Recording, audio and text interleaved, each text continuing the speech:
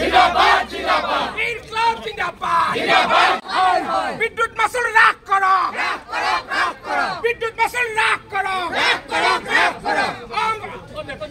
নরেন্দ্র কালু হাই হাই হাই হাই হাই মুখ্যমন্ত্রী হাই হাই হাই হাই হাই হাই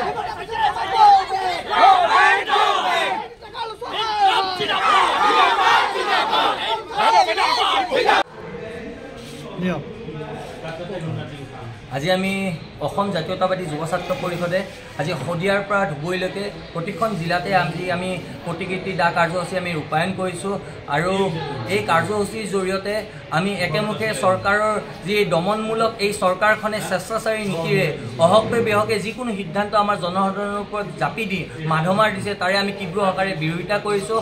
আপোনালোকে সকলোৱে জানে যে দিনক দিনে বিদ্যুতৰ মাচুল ইউনিটৰ প্ৰতি বঢ়াই আছে এইখন চৰকাৰে। ইয়াৰ উপৰিও গেছৰ ৰন্ধন গেছৰ মূল্য বৃদ্ধি হৈছে, জীৱনদায়িনী যিসমূহ ঔষধ সেইবোৰৰ মূল্য বৃদ্ধি দিনক দিনে হৈ আছে। ইয়াৰ উপৰি টোল কৰ যি তেওঁলোকে বৃদ্ধি কৰাৰ যি দিনক দিনে হঠকাৰী সিদ্ধান্ত লৈ আছে সেই সিদ্ধান্তৰ অন্তিমলমে বাতিল কৰিবলৈ আজি আমি এই প্ৰতিবাদী কাৰ্যসূচীৰ জৰিয়তে আমি দাবী উত্থাপন কৰিছোঁ।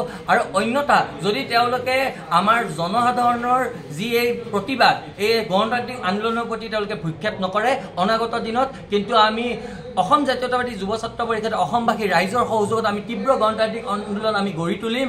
আৰু তাৰ পিছত কিন্তু চৰকাৰখনে ক'লে নহ'ব যে আন্দোলন কৰিব লাগে, আমি আন্দোলন কৰিব লাগে কাৰণে নামত আন্দোলন নকৰোঁ। যেতিয়া আপোনালোকে জনপ্ৰতিনিধি হৈ দিছপুৰৰ গাদী দখল কৰি আমাৰ জনসাধাৰণৰ যিসমূহ সা সমস্যা আছে সেইখিনি নাভাবিব, জনসাধাৰণে সুখত আছে নে দুখত আছে, কেনেকৈ জনসাধাৰণে জীৱন নিৰ্বাহ কৰিছে তাৰ প্ৰতি আপোনালোকে কোনো গুৰুত্ব নিদিব। ইয়াৰ পৰিণতিত কিন্তু আমি ৰাজপথ উত্তাল কৰিবই লাগিব, সেই কথাটো স্পষ্ট।